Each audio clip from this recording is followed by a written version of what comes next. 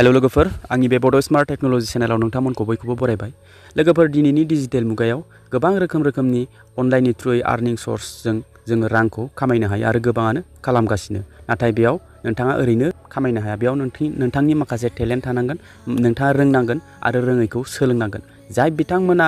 अनलाइननि थ्रुयै रां खामायनायनि लामाखौ मोनजेनबायना, गुदिखौ मोनजेनबायना, बे बिथाङा बिजौसिम गाखोनो सेस्था खालामखाथारगोन आरो बिजौसिम मोनहैथारगोन बियो सानसे। बेनिखायनो जोङो हानायमानिखौ जोङो स्मार्ट वर्क खालामनांगौ। हार्ड वर्क नङा, स्मार्ट वर्क। जुदि अनलाइननि थ्रुयै नोंथाङा जुदि रांखौ खामायनो सानदोंबा नोंथाङा स्मार्ट वर्क खालामनांगोन। नोंथाङा सेस्था खालामनांगोन, नाजानांगोन, रोङैखौ सोलोंनांगोन। स' दिनैनि दिनाव आङो फेसबुकनि खोथाखौ बुंनि। फेसबुकनिफ्राय जोङो गोबां आर्निं सर्स दं। फेसबुकाव गोबां टुल्स दं, जेरावनिफ्राय जोङो बे टुल्सफ्रा इनेबल जाबाथाय जोङो रांखौ खामायो। नाथाय बिनि एक्सट्रायैबो मोनसे दिनैनि भिडिअ'आव आङो कभार खालामदों, बेनो जाहैबाय स्पन्सारशिप। बेयाव जेबो टुल्सनि गोनांथि गैया, जेबो इनेबल जायाबाबो। जा गोबाङानो फेसबुकनिफ्राय बनास आरो एड्स अन रिल्सनिफ्राय गोबाङानो गोबां रांखौ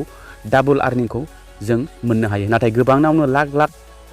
फलोवार्स गोनांब्लाबो बे बनास आरो एड्स अन रिल्सनि टुल्सखौ थाब इनेबल खालामनो हाया। गोबाङानो खम फलोवार्सब्लाबो बेफोर इनेबल जानानै थायो। सोरनाबा इनेबल खालामनानै लादों आरो गोबाङानो खालामगासिनोबो, आरो गोबाङानो बे एड्स अन रिल्स आरो बनासनिफ्राय रांखौ खामायगासिनो। नाथाय खामायबाय थादोंब्लाबो गेजेर ससेयाव बिथांमोननि रां खामायनाया फेलेंबो जानो हागौ, स्टपबो जानो हागौ, जुदि नोंथाङा गोरोन्थि मावोब्ला। मा गोरोन्थि मावोब्ला बिनि सिगांनि भिडिअखौ, नैबे भिडिअखौ नायबानो जाबाय। बेयाव आङो फोरमायनानै होदों, जेरावनोखि नोंथाङा रांखौ खामायगासिनो दं थिग, नाथाय बेफोरबायदि गोरोन्थि मावोब्ला नोंथांनि रां खामायनाया, नोंथांनि सिमाङा फेलें जागोन सानसे समाव। बेफोरबायदि आरो बेनिखायनो बेफोरबायदि माखासे गोरोन्थिखौ नोंथाङा मावना होननानै आं बे भिडिअआव गासैखौबो डिटेलै खिन्थाजोबदों। नोंथांमोना बे भिडिअखौ नायाखैबा थांनानै नायनो हागोन। दिनै आङो फेसबुकनि स्पन्सारशिपनि खोथाखौ बुंनोसै लोगोफोर। गोबाङानो गोबां रोखोमनि टुल्सजों आर्निं खालामगासिनो फेसबुकनिफ्राय। नाथाय जोङो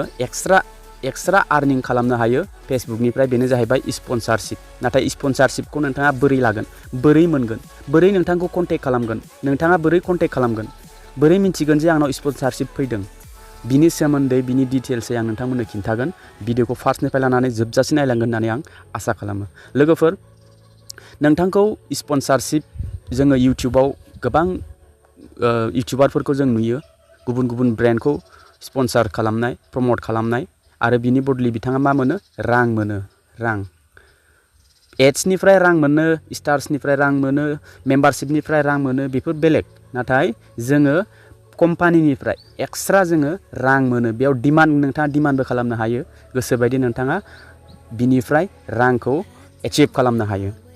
जास्ट बेनो, नोंथाङा मोनसे नलेज थानांगोन, नोंथाङा बेनो मोनसे नोंथांनिफ्राय अडियन्सखौ बोनो हानायनि इंगेजमेन्ट, रिच, भिउस, बेफोरनि सायाव नोंथाङा डिमान्ड खालामनो हायो। बिदि नङा जे नोंथाङा बबेबा ब्रेन्डआ नोंथांखौ कन्टेक्ट खालामदों, बियो बुंदों जे 1 लाख होगोन, नोरै थोरै प्रमट खालाम। बेफोराव दा गोजाव लोगोफोर, बेफोराव दा गोजाव। गोबाङानो माने बुंगोन, नोंखौ मेसेज खालामगोन, मेल खालामगोन, ओमफ्राय नोंथांखौ बुंगोन आं 1 लाख होगोन, 2 लाख होगोन, नैबेखौ ससे क्लिप हो नोंथांनि भिडिअआव, बेफोरबायदि होनगोन ना। बेफोराव दा गोजाव। बिनि सोमोन्दै आङो मोजाङै एक्सप्लेन खालामनानै भिडिअनि लास्टआव खिन्थागोन। नोंथाङा बोरै सिनायगोन जे बबे स्पन्सार्सआ रियेल, बबे फेक, आरो माबायदि नोंथाङा डिमान्ड खालामनांगौ, मा हिसाबै नोंथाङा बिनिफ्राय रांखौ मोनगोन। बेफोर गासैबो डिटेल्सखौ आं खिन्थानो नाजागोन। अके, फार्स्टआवनो बबेबा कम्पानिया, बबेबा ब्रेन्डआ नोंथांखौ कन्टेक्ट खालामनो सानदों, नाथाय नोंथांखौ माबोरै कन्टेक्ट खालामगोन? बेयाव नोंथाङा मा खालामदों? नोंथांनि प्रफाइलाव, नोंथांनि पेजाव नोंथाङा नोंथांनि कन्टेक्ट डिटेल्सखौ नोंथाङा होना लायाखैबा दिनैनो दानो होना ला। माबोरै होना लानांगौ बेखौ आं नोंथांमोननो खिन्थालांगासिनो। जुदि नोंथांनाव कन्टेक्टआनो गैया, ना कन्टेक्ट नाम्बार दं, ना इमेल दङ, ना मा मेनसन खालामदों, नोंथांखौ माबोरै कन्टेक्ट खालामनो? बिदि नङा जे नोंथां फ्रेन्ड्सफोरा बा सोरबा नोंथांखौ मेसेन्जाराव बा मेसेज खालामहरगोन बबेबा कम्पानिया, बिदि नङा। नों आं लोगोफ्रासो बेफोरबायदि मेसेज खालामलायो, हाय हेल' बेफोरबायदि माने माबा माबि बेफोरबायदि रायलायहरो। नाथाय कम्पानिया नोंथांनाव मेसेज हरा। नोंथाङा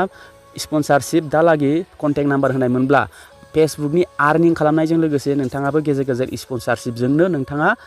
गोगोम रांखौ खामायनो हासिगौ। नाथाय नोंथाङा बेखौ मिथियाखैना, माबोरैहाय नोंथाङा कन्टेक्ट डिटेल्सखौ होनांगौ, बोरैहाय बे ब्रेन्डआ जे नोंखौ कन्टेक्ट खालामनो सेस्था खालामगासिनो, नाथाय नोंथांनाव जेबो कन्टेक्ट डिटेल्स गैया। अब्ला दिनै बे भिडिअआव नायलांदो, नोंथाङा माबोरैहाय इमेल बा मबाइल नाम्बारखौ नोंथाङा मेनसन खालामनांगौ नोंथाङा कन्टेक्ट खालामनांगौ जेरावनोखि पाब्लिकआ नुजोबगोन आरो बे कम्पानियाबो नोंजों कन्टेक्ट खालामनो हानाय बायदि अके बेयाव आङो फेसबुक प्रफाइलखौ अपेन खालामबाय लोगोफोर फेसबुक प्रफाइलखौ अपेन खालामनानै आंनि लग'आव क्लिक खालामगोन बेहाय क्लिक खालामोब्ला नैबेहाय दङ एबाउट सेक्सन बे एबाउट सेक्सनाव आं क्लिक खालामबाय नोंथाङा नायनो हागोन एबाउट सेक्सनाव बेयाव डिटेल्स दङ सी इउर एबाउट इनफ' बेयाव क्लिक खालामबाय क्लिक खालामनाय लोगो लोगो आं माखासे बेयाव नोंथांमोननो हाइड खालामना होनाय जादों नैबेयाव दङ इमेल अके नैबेयाव इमेल बे इमेलखौ नोंथांमोना मानो होना लाया इमेलखौ होआबाबो एटलिस्ट फन नाम्बारखौथ' जेनेबा होजाया फन नाम्बारखौ होजाया जेनेबा नङाबा ओरैनो नंनाय नङैनो मानसिफ्रा फन खालामनानै नोंथांखौ डिस्टार्ब खालामनोबो हागौ स' इमेलावथ' नोंथांनो इमेलखौथ' नोंथाङा मेनसन खालामनांगौ बिदि नङा जे फेसबुकनि इमेल बा बबेबा मोनसे नोंथांनि अफिसियेलि माने पार्सनेल एडसेन्स इमेल बा इउटुब इमेल बेखौ होनांगौ बे नङा नोंथाङा जिखुनु अफिसियेलि माने नोंथांनो जिखुनु कन्टेक्ट खालामनो हानाय गुबुननि बा नोंथाङा इउज खालामनाय नोंथांनाव थानाय ओरैनो बेकार बेयाव जेबो नङा बेफोरबायदि इमेलखौ नोंथाङा मेनसन खालामना होनांगौ जेरावनोखि नोंथांनि मबाइलाव लगइन जानानै थायो गेजेर गेजेर नोंथाङा बे इमेलखौ चेक खालाम बेयाव स्पन्सारशिप फैयो नाथाय बेखौबो नोंथाङा सिनायनांगोन बेखौ आं उनाव खिन्थालांगासिनो नाथाय नैबेयाव इमेल होनांगौ नोंथाङा जेरै हमनानै ला आं मोनसे रिल्स बा जिखुनु मोनसे भिडिअ आङो बेयाव आङो माबानि अपेन खालामनि जिखुनु आङो बेयाव अपेन खालामबाय नैबे बिनि जिखुनु आङो बेखौ आं बिनि प्रफाइलाव आं क्लिक खालामगोन क्लिक खालामनाय लोगो लोगो बेयाव दङ बेनाव 509K दं फलोवार्स दङ एबाउट सेक्सनाव आं क्लिक खालामनि एबाउट सेक्सनाव क्लिक खालामोब्ला नोंथाङा नैबेयाव सिगनेस एबाउट इनफ' क्लिक खालामोब्ला बिथांनाव मा होनदों बेयाव होदों नै बेयाव दं कन्टेक्ट इनफ' दं नै बे इमेल अके बिनि इमेलखौ बेयाव मेनसन खालामदों दा जेरैबा नैबे मोनसे रिल्स बिनि प्रफाइलाव थांनाय लोगो लोगो बेयाव 6K दङ ओमफ्राय बेयाव एबाउटआव आं बिनि एबाउटआव क्लिक खालामसै एबाउटआव क्लिक खालामनाय लोगो लोगो नैबेयाव सी जों जास्ट एबाउट इनफ' आं क्लिक खालामगोन बेयाव क्लिक खालामदों बिथाङाबो बेयाव होना लादों इमेलखौ अके बेयाव इमेलखौ होना लादों आरो सोरनाबा बांसिनानो इमेला गैया बिथांनि बे PR जासुलाखौबो आङो बेयाव अपेन खालामबाय एबाउटआव क्लिक खालामबाय बिनिफ्राय नायबाय बेयाव बिथांनि इमेल गैया बेयाव इमेल मेनसन गैया थिग इमेलखौ जोङो होनांगौ इमेलखौ होब्लासो नोंथांनाव बबेबा ब्रेन्डआ नोंथांखौ कन्टेक्ट खालामगोन प्रम'सननि थाखाय अके दा इमेलखौ माब्रैहाय होगोन होनना बुङोब्ला नोंथाङा नोंथांनि प्रफाइलखौ अपेन खालामबायथ'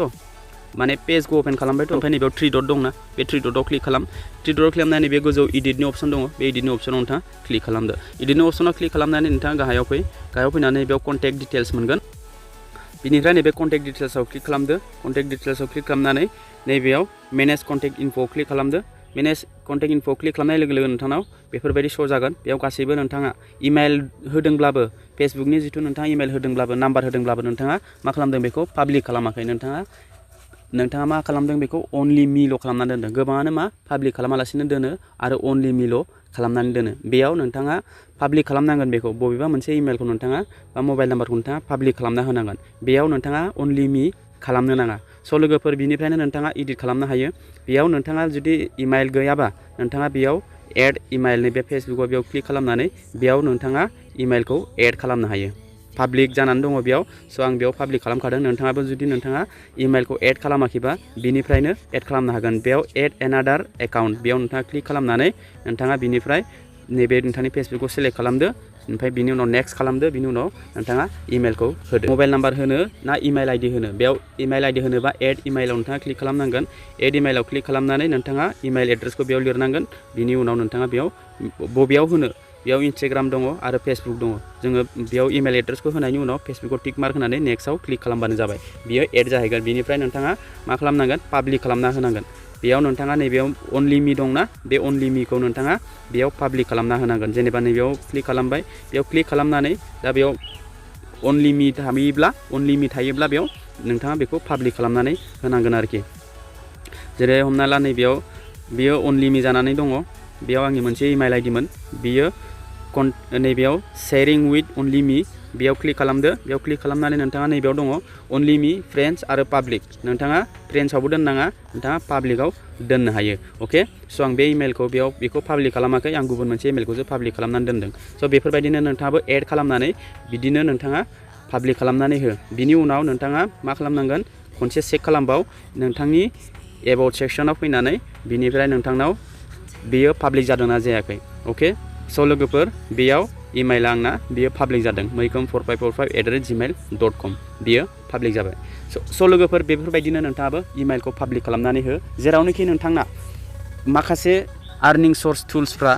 इनेबल जायाखैब्लाबो बिनिफ्रायनो स्पन्सारशिपनिफ्रायनो नोंथाङा गोबां रांखौ खामायनो हायो दानिया मा हिसाबै नोंथाङा रांखौ बाजेटखौ फिक्स खालामगोन बेसो खोथाया जाहैदों नोंथांना बेयाव फलोवार्सनि हिसाबै फलोवार्सआ नोंथांना बेसेबां दं आरो रिचआ बेसेबां जायो आरो नोंथाङा